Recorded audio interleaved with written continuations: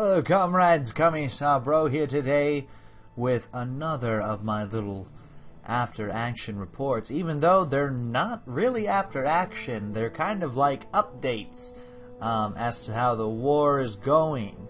And as you can basically see, the war is not over yet. No, it is not. So let's just give a little shift on over here.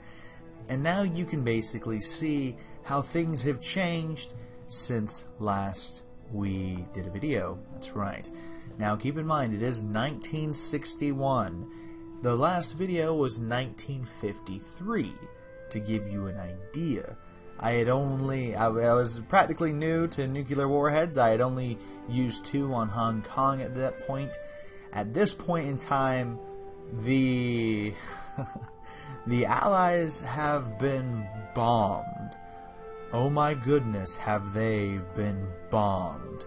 So, again, 8 years has passed. A lot of time has passed. So, let me try my best to give you some major updates, and as per usual, we will save the kill counts for a little bit later in the video. And I know a lot of you are like, Commissar Bro, I literally do not fucking care about what you've done. I want to see how many people have died.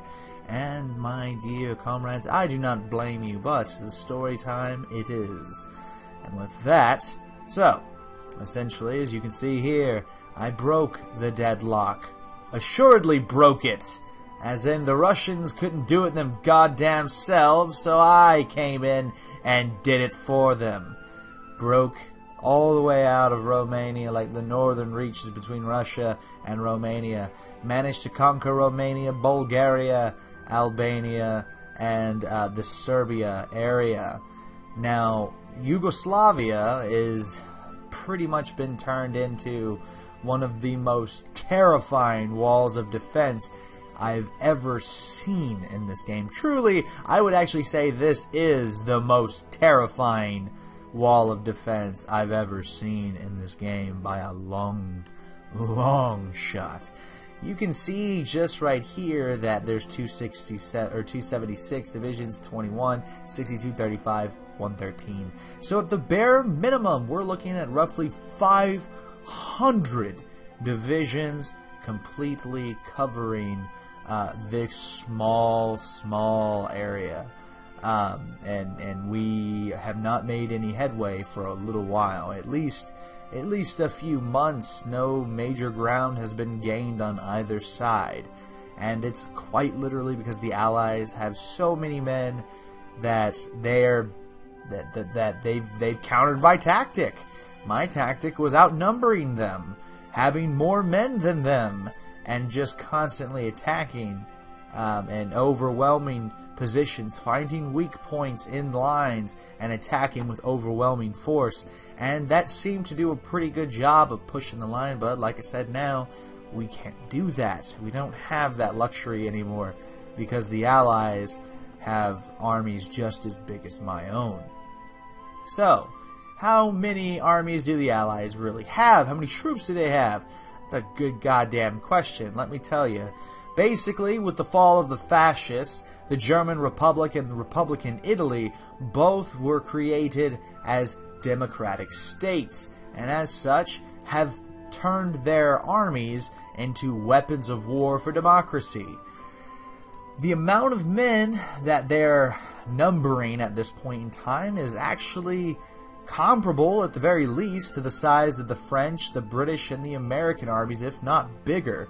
Truly, the Republican Italians and the German Republic they've really taken over the battle, as it were, at least here. The battle still wages in Africa, and this brings us to a very interesting point. Portugal joined our side. Portugal joined with 180 divisions. You would think that is a massive and absolutely massive advantage, and at first it seemed to be working. It worked very well, as a matter of fact. The Portuguese completely conquered all of Spain and began pushing into southern France. Unfortunately, Britain wasn't having none of that, and landed troops approximately here in Corunna and started to move south. They landed some additional troops in Porto, and it all pretty much went downhill from there. As you can see, the Portuguese still have territory, but truly their armies are all but gone. They don't really have them anymore. All 180 divisions were pretty much wiped out, and probably the most disgusting pincer I've ever seen. At least the most disgusting I've seen yet. I mean, it was weeks, maybe weeks, or maybe a few months, and the British had completely surrounded and cut off the Portuguese army and wiped it out. Absolutely wiped it out. So, some other major changes. As you can see, we've pushed the Allies completely out of the Middle East. Completely. Now, this isn't the first time I've done this. I've done it twice. And generally, the Allies, from time to time, decide to land more troops here in Aden, the Aden area. And, well, you know, it is what it is. They land troops there. They push all the way up to Iraq. And I come back and stop them. If I'll be able to do that again, I'm not sure.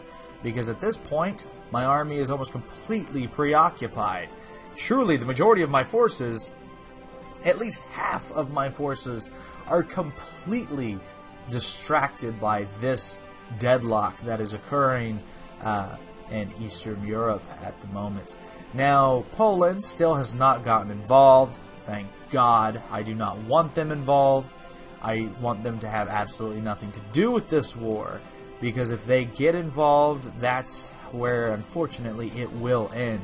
The Allies, at the end of the day, have more troops than we do, and with every passing day that I'm not destroying dozens of divisions per battle, they're only gonna get bigger, which is terrifying. But the same goes for me. Maybe not my Soviet allies, who have pretty much exhausted almost everything they could possibly exhaust, but, you know, it is what it is. So, with that in mind, I've pretty much explained the current situation and the absolutely devastating amount of warfare that has occurred, so I am going to reveal to you exactly how many men have been lost since the war began. And let me tell you, this is fucking crazy. So if we look at the Union of Britain, their casualty figures are about 6 million. The British Raj, 1.71. Romania, 1 million. The United States, about to break 10 million casualties. The Philippines at 570,000. 2 million of the Netherlands. Almost 10 million for France. 1.13 million for Australia. Almost 2 million for Belgium. The Republic of Guatemala has lost 111,000. Liberia, 103,000. Luxembourg, 86,000.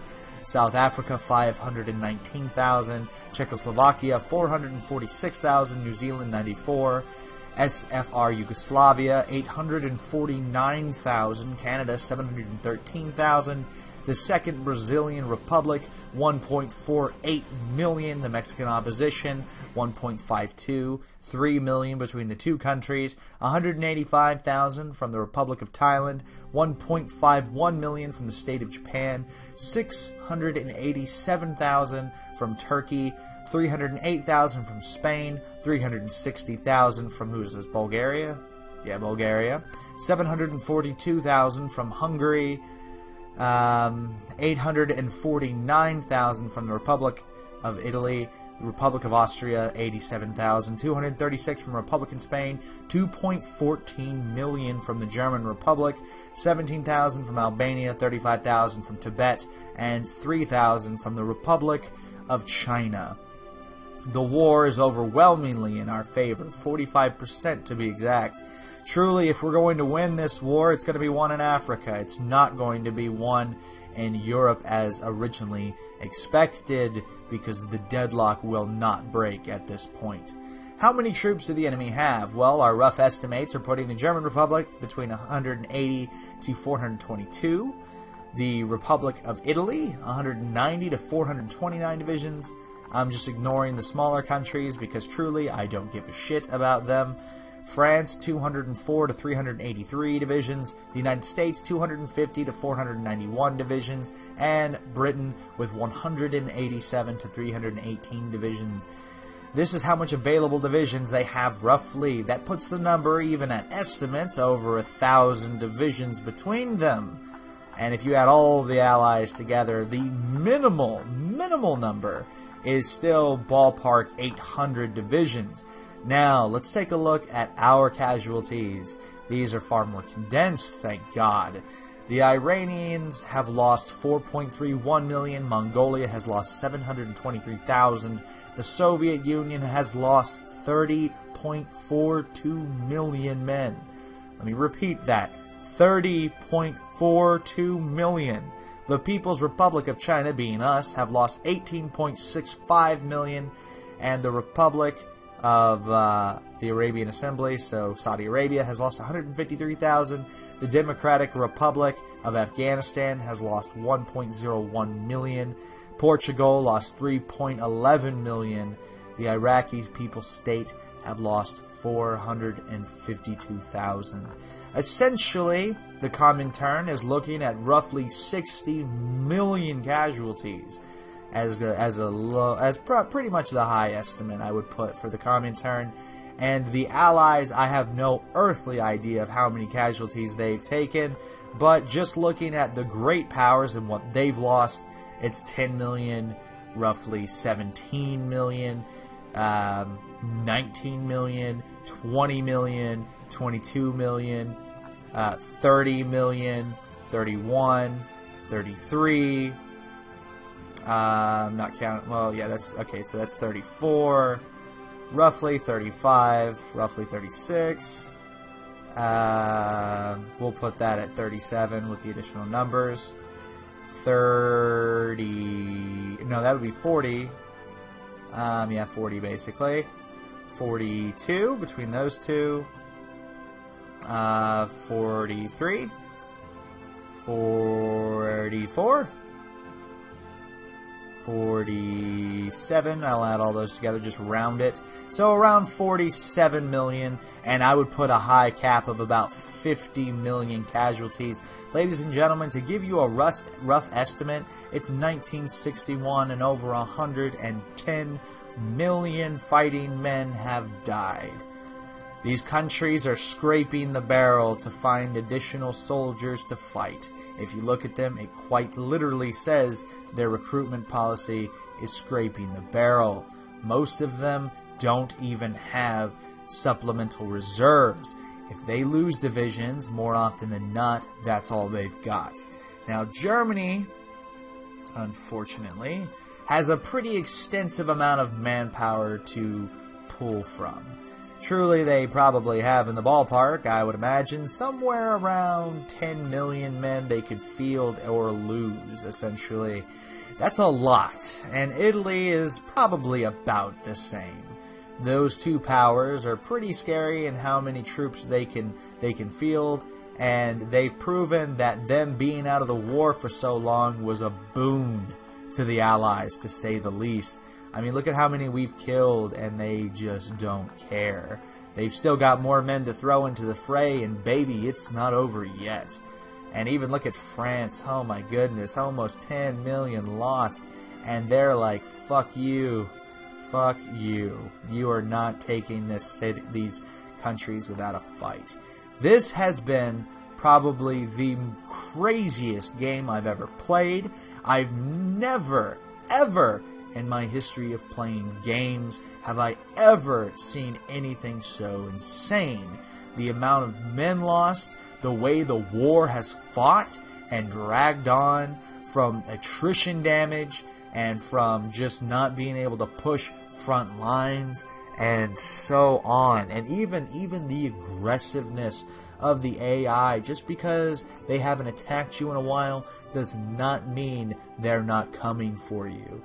It's been an absolute crazy playthrough, and it's not over yet. No, ladies and gentlemen, I'm going to keep fighting, and I'm probably going to lose. With all of these allies, we're fighting the world, truly. If we take a look at the factions map mode, you can see the world is almost completely divided in half between the Comintern and the Allies. The Allies in the west, the Comintern in the east. However, we still have Australia and Indonesia and all these territories, but truly, I don't really think these territories are all that scary. And look at that, Portugal still has some troops. it looks like the Portuguese were actually capturing some of this territory. I don't know, apparently it's their territory, but for some reason it says Commissar. I don't really understand that, but whatever. Now, we have started building navies. It's something that I've been neglecting because I just didn't think I had to. I've never played a playthrough as any of the powers against the Allies where I needed to build a navy, but it's become very, very clear to me that a navy is necessary if we're going to win this fight. And by God, I really want to win this fight. I'm blown away about how many casualties I've lost. How many men lie dead on the fields of battle. Like, it's just something else. I don't know what I just did. I just messed that up. You can tell I'm a little tired too. It's just, this is crazy. I've never experienced a playthrough this devastating. Look, and we press play and we look, oh, the Allies are actually pushing an offensive on us. They finally realize they have a numerical advantage on us, and even attrition is not on our side. Oh, supply lines, you dirty slut. But, thankfully for me, I have about 87 divisions in reserve, so the battle is not over yet. So we'll see. We'll see come a few years.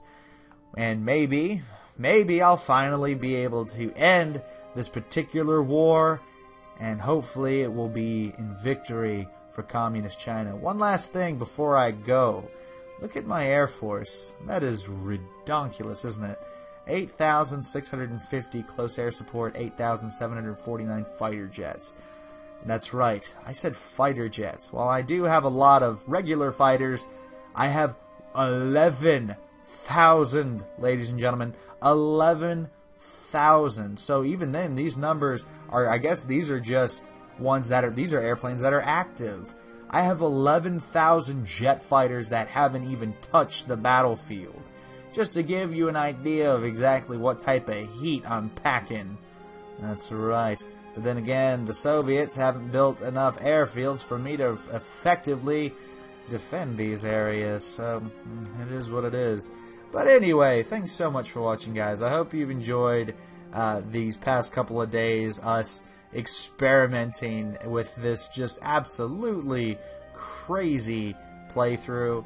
This has been an experience, to say the least, and it's just been an absolute blast. Truly an absolute blast. This has been Commissar Bro. Thanks for watching, guys, and hopefully next time when I come to you, I'll have much, much better news. Until then, we'll see you next time.